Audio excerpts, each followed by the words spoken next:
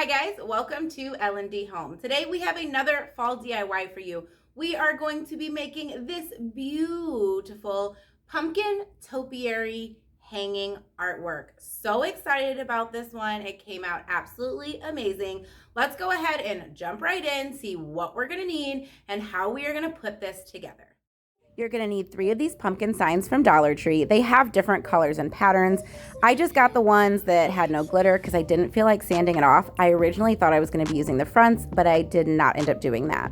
I'm just cutting off the jute string and the tags, and I am going to be cutting off 2 of these leaves from 2 of the signs and keeping them for a future DIY.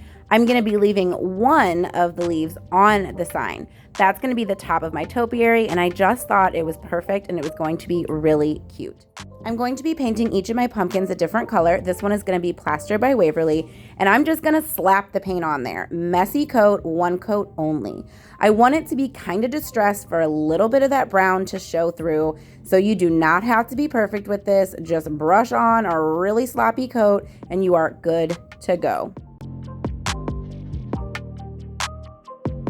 This is going to be the top pumpkin on my sign, and I'm using this beautiful color from Folk Art. I liked that it was a little bit of a deeper orange and not super bright.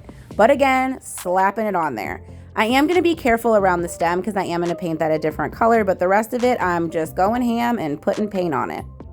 For my final pumpkin, I'm using this color sample in the color Retreat. I got this from Lowe's. And again, messy coat, slapping it on, no rhyme or reason. I want this to be kind of distressed and kind of rustic. To make my pumpkins look more realistic, I want to draw those grooves and natural lines that are in pumpkins. But guys, I did not trust myself to go straight in with the paint because I'm a mess. So I decided to use a pencil first and really get those lines. And then I'm going to go in with paint and bring those lines out.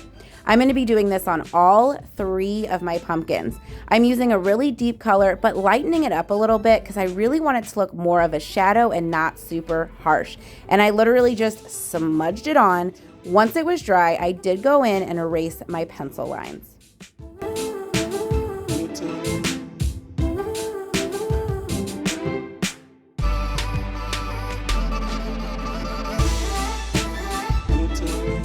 I wanted to spruce up that stem a little bit, so I took the darker color and I decided to paint the pumpkin stem. And you'll see that I kind of push my brush down to give it those natural lines like a pumpkin stem has.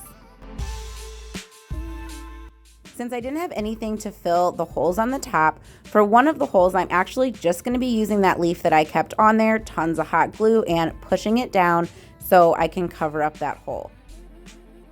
Since I didn't have anything to fill the other hole, I just created a cute little bow from this ribbon I got from Dollar Tree. It's burlap and has a little bit of a gold detail. I thought it was beautiful, and I just figured out where I wanted to place that and just hot glued it right down.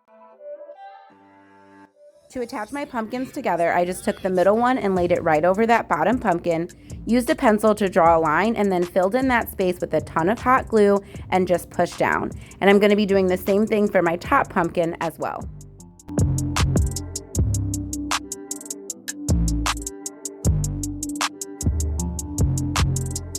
Originally, I was going to do something fancy with this ribbon, which is why I kept the length, but I decided to just make it short and cut some dovetails. For my hanger, I am using a tongue depressor from Dollar Tree and a binder clip. You're going to need to cut 2 pieces of the tongue depressor. You'll see me do that later. And then you're just going to take one of the metal sides, pop it out of the binder clip, and that's going to be what you actually hang on your nail. The first piece of tongue depressor, you're going to glue down with a ton of hot glue. You're going to place your binder clip on top, making sure that the bottom of it's close to the bottom of your popsicle stick or your tongue depressor, and then add more hot glue, a ton, and put that second piece of popsicle stick right on top and make sure it's completely dry before you hang your piece. And here we have the final result. I love how this turned out. You can hang it up or you can use it as a shelf sitter or just kind of lean it up against something since it is so large.